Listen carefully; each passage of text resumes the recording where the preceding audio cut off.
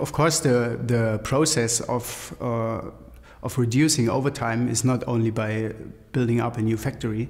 We also reviewed the processes internally and overthought the whole planning system and stopped doing forecasts, rather doing fixed orders and shifting orders from the main season to the low season, especially for products which had been running for a while, for example 2 or 3 years.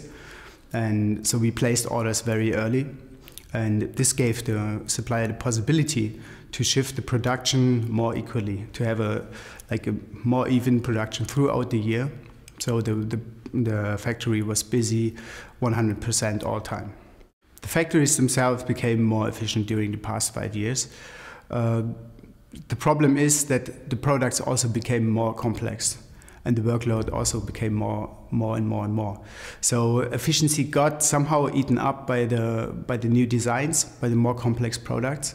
But on the other hand, we also see that the lowering the overtime also made the workers more efficient, because excessive overtime didn't lead to very efficient workers. Actually, it's the factory's responsibility to do the planning internally, to plan the production, but they could only plan the production as we are placing the orders.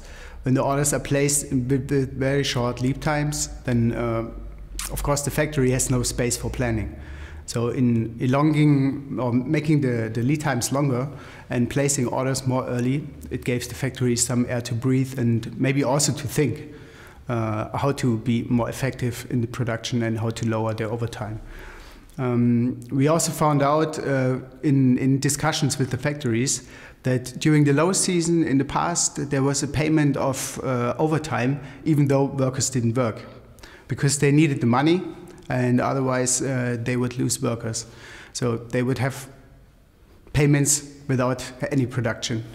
So this was one of the points we found out during discussions with the management, and they were actually very happy that we were thinking about reducing the overtime and placing the orders more in favor of the factory.